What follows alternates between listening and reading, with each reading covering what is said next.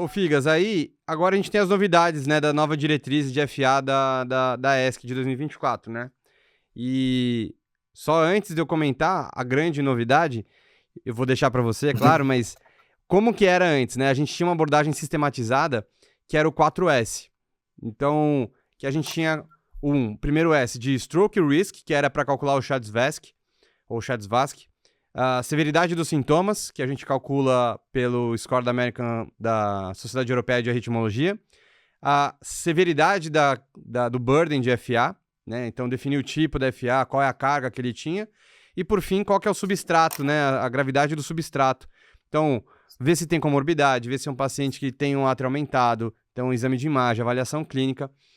E aí, eles estão vendendo agora que teve uma grande mudança, né? Então, conta pra gente aí, como que é? Mudou muito ou só organizou as coisas e mudou de nome? Sim. Então, na verdade, eles só mexeram as pecinhas ali e botaram de um jeito diferente. Eu achei que ficou melhor até, assim, pensando no acompanhamento do paciente. Mas, basicamente, é só mudar a ordem das coisas lá. Então, tinha os 4S, manteve 4 letras, mas agora tirou os 4S, agora virou CARE, C-A-E-R. Pensando em AF Care, né, cuidado da FA. Então, seria um acrônimo aí para lembrar das 4 coisas mais importantes. Como era o 4S, mas agora é um pouco diferente, né? Então, o que é o CARE?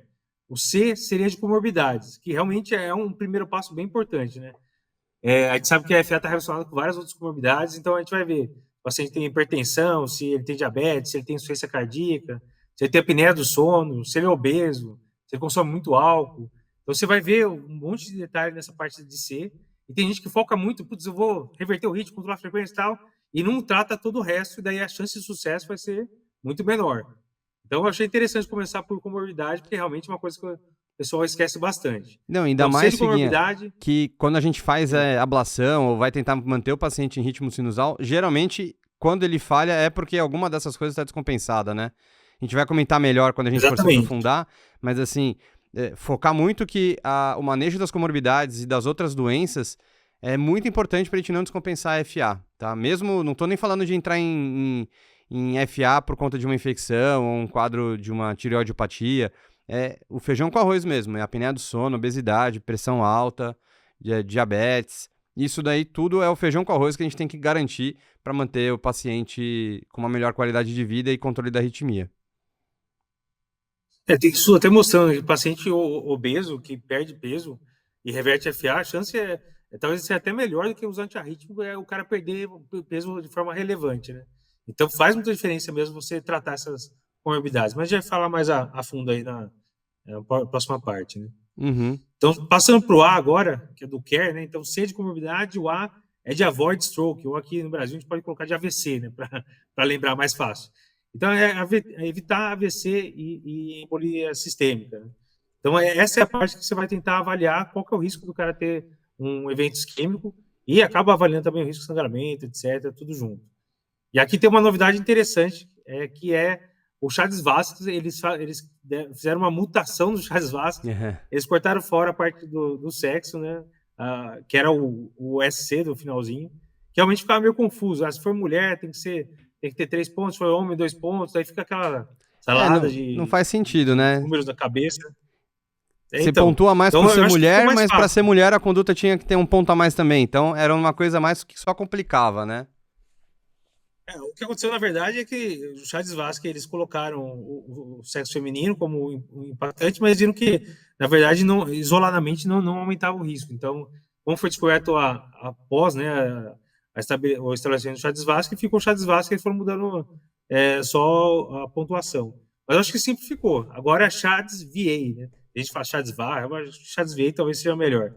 E daí é um ponto só. Então, independente se é homem ou mulher, agora é Chades VA, então tira só a parte do sexo feminino. Se tem 2, tem que anticoagular. Se tem 1, vai considerar fortemente anticoagular o paciente.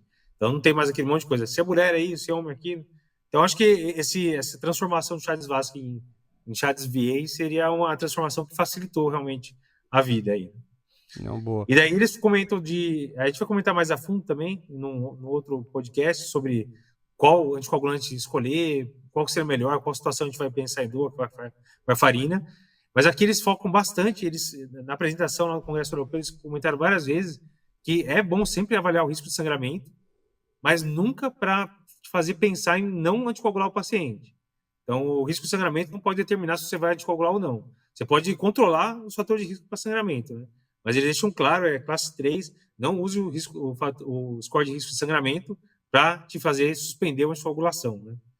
Então, eu acho mais um ponto que eles comentaram bastante aí nessa parte do A. Não, boa. E aí, queria Comentando só acrescentar também, então, que né? Então, o parte do A é ver o CHA-2SVA do paciente, não usar um score de risco de sangramento que para contraindicar ou para você suspender, por exemplo. A gente vai comentar isso mais à frente também. Evitar antiplaquetários. E aí, considera, né, tratar se tiver um score de 2 ou mais, ou pode considerar com um score de 1. Caso você opte, então, para fazer a anticoagulação, só lembrar da questão do DOAC e da varfarina. E eu queria só repassar aí com você, Figas, porque tem muita gente que tem dúvida em relação ao CHA-2SVA ou CHA-2SVA agora. Por exemplo, né, IC, mas ICFEP entra? Porque ICFEP é um negócio que não se falava mais ou menos na época quando lançou o score do CHA-2SVA, né? Então, sim. Isso era uma coisa que a galera ficava muito na dúvida, achando que era só IC de fração reduzida. Então, e eles deixam claro, eles trazem uma tabela agora na diretriz, botando detalhes de cada um do CHA-2SVA, né? Então, seria sintomas de C independente da fração de ejeção. Então, pode ser ICFEP, fração de ejeção levemente reduzida, ou então, se tem fração de ejeção menor que 40, mesmo assintomática. Mas se tem ICFEP sintomática, é para entrar também no CHA-2SVA. Então, eles deixam claro aí na tabela que eles apresentam lá que ICFEP entra sim. Então, não é só fração de ejeção reduzida. E realmente essa é uma dúvida que eu já vi bastante gente perguntar, era bem frequente. Até mesmo se o paciente ele é assintomático, tá? Outros, né? Sim. O que você falou que eu te cortei aí? Hipertensão. Não, eu ia falar só dos demais, né? Então, o H de hipertensão, só lembrando a galera aí, né? Então, acima de 140/90, o A seria de age, o primeiro A, né? Então, de 75 ou mais ganharia 2 pontos, 65 a 75 é o último do VA, né? Seria 1 ponto só. Lembrando aí que idade, na variável, é uma variável contínua, né? Mas para pontuar, eles tiveram que fazer 2 pontos de corte. Então, acima de 75 anos seria um risco bem mais alto, 2 pontos. Entre 65 e 74, 1 ponto.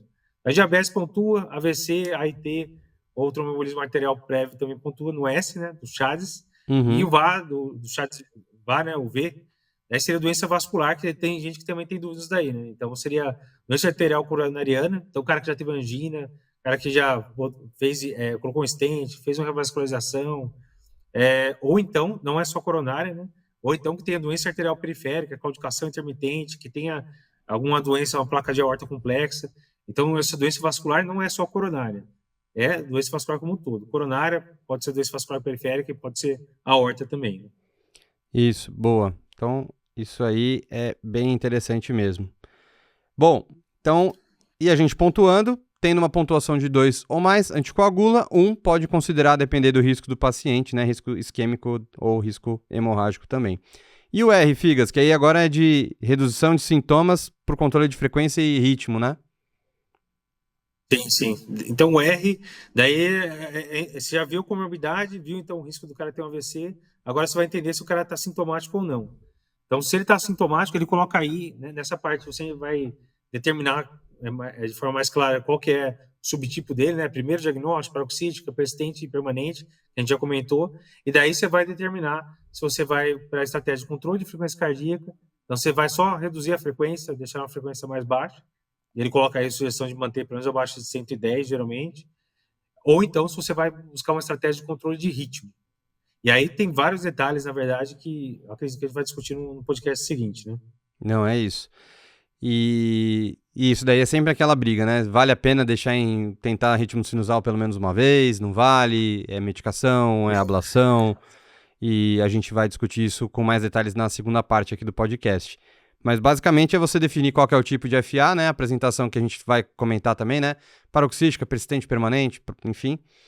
E aí considerar qual que vai ser a estratégia mais adequada para aquele paciente. E por fim, o E. O E seria de Evaluation and Dynamic Reassessment. Eu acho que a brasileirana aí poderia falar de evolução do paciente. Vou botar um E como evolução, sei lá. Na verdade, como que você vai reavaliar esse paciente ao longo do acompanhamento dele? Então, na consulta inicial, você vai dar aquela geral, né, pedir todos os exames de sangue, ver se tem problema de tireoide, ver se tem algum outro motivo para o cara ter tido FA, eletro, fazer um eco, ver se precisa de alguma outra imagem adicional, etc. E daí ele sugere, pelo menos 6 meses depois da apresentação, e talvez pelo menos anualmente depois, dar uma geral em todos esses pontos. Então seria o quê? Toda consulta, o cara voltou com FA, faça de novo, porque às vezes mudou o fator de risco, mudou o CHADS VA do paciente. Então, o cara voltou, rever a comorbidade. Tem alguma comorbidade nova? O cara aumentou peso, começou a beber mais. Avalia o risco de AVC de novo, faz o CHADS VA. Às vezes mudou alguma coisa, né? Da mesma forma.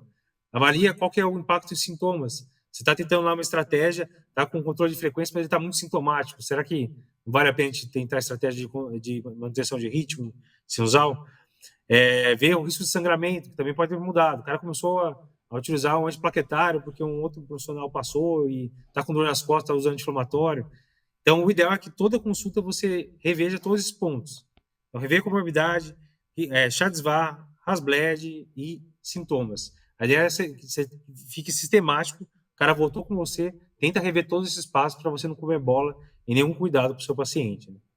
Boa, e aí até mesmo também, né, às vezes você tá considerando, né, putz, talvez eu deixe numa estratégia de controle de ritmo, mas aí, digamos assim, é um paciente que era pré-frágil, internou, fragilizou na internação, caidor, e aí acaba que, putz, talvez não vale a pena a gente deixar ele numa estratégia de controle de ritmo, né? Vamos tentar numa estratégia de controle de frequência. Então, é sempre bom a gente reavaliar, né? Geralmente não vai mudar muito o CHADS VA a questão de você reduzir o risco. Vai só aumentar o risco e é isso aí. Por isso que a gente está reforçando, né? Porque as variáveis do CHADS VA não vão mudar, geralmente, né? O cara não vai deixar de ser hipertenso ou TIC ou diabetes. Nem a idade vai voltar. Mas ele vai ganhar mais peso e isso daí vai reforçar mais ainda a importância de você anticoagular esse cara certinho, na dose certa do anticoagulante, que a gente vai comentar mais adiante, e reforçar a adesão dele na terapia anticoagulante, né, Figas?